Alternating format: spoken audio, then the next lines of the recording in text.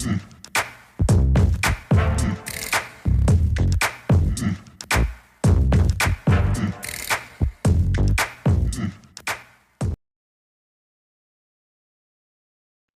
Friends, welcome to cinema ரசிகன். நம்ம இன்னைக்கு மூவி ரிவ்யூவில் பார்க்க போகிற படம் லேட்டஸ்ட்டாக ரிலீஸ் ஆகிருக்க தமிழ் படம். படத்தோட நேம் பிடி சார்.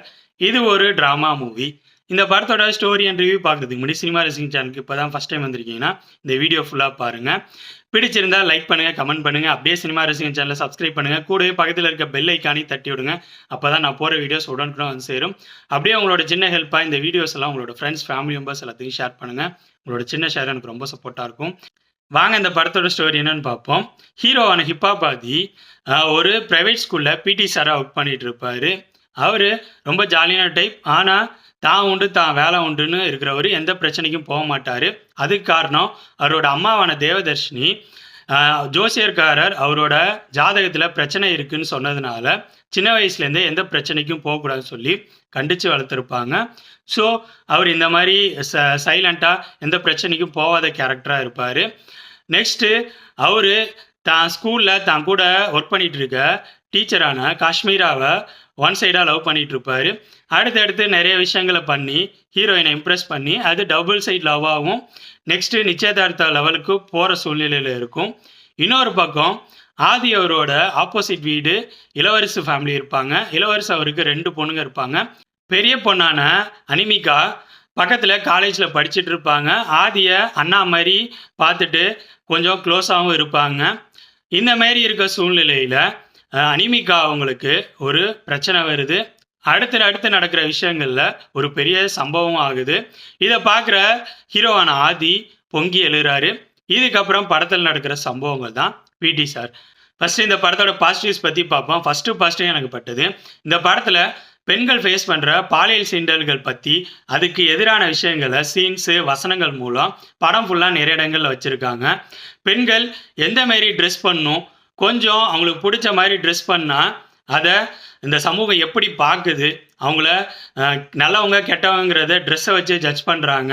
நெக்ஸ்ட்டு ஒரு பொண்ணு பாலியல் சீண்டலுக்கு உள்ளாக்கப்பட்டால் அவங்கள சுற்றி இருக்கவங்க எந்த மாதிரி பார்க்குறாங்க அப்படின்னு சொல்லிட்டு நிறைய விஷயங்களில் இந்த படத்தில் நல்லாவே காட்டியிருக்காங்க. அது இந்த படத்தோட பாசிட்டிவ்னே சொல்லுவேன். நெக்ஸ்ட்டு பாசிட்டிவ் எனக்கு பட்டது, இந்த படத்தோட கிளைமேக்ஸில் வர ட்விஸ்ட்டு. அந்த ட்விஸ்ட்டை நான் சுத்தமாக எதிர்பார்க்கவே இல்லை. நெக்ஸ்ட்டு பாசிட்டிவ் எனக்கு பட்டது, இந்த படத்தில் நடித்தவங்களோட பர்ஃபார்மன்ஸ். எல்லோரும் நல்லாவே பர்ஃபார்ம் பண்ணியிருந்தாங்க. ஹீரோ ஆதி அவருக்கு வழக்கமாக என்ன வருமோ அதை நல்லா பர்ஃபார்ம் பண்ணியிருந்தார். காஷ்மீரா, அனிமிகா, தேவதர்ஷினி, இளவரசு, தியாகராஜன், பிரபு அப்படின்னு சொல்லிட்டு ஒரு பெரிய டீமே இந்த படத்தில் நடிச்சிருக்காங்க. எல்லாரோட பர்ஃபார்மன்ஸும் நல்லாவே இருந்துச்சு.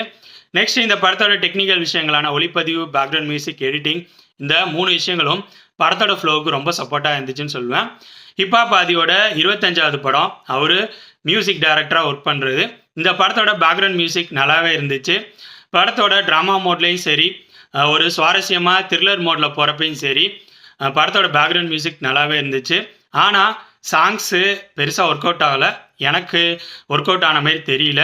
நெக்ஸ்ட்டு இந்த படத்தோட நெகட்டிவ்ஸ் பற்றி பார்ப்போம். எனக்கு நெகட்டிவ்னு பட்டது இந்த படத்தோட மேக்கிங்னு சொல்லுவேன். மேக்கிங்னா நான் டெக்னிக்கல் விஷயங்களை சொல்ல, கிட்டத்தட்ட ஸ்க்ரீன் பிளே மாதிரி சொல்லலாம், அதை ஸ்டேஜிங்னு கூட சொல்லலாம்.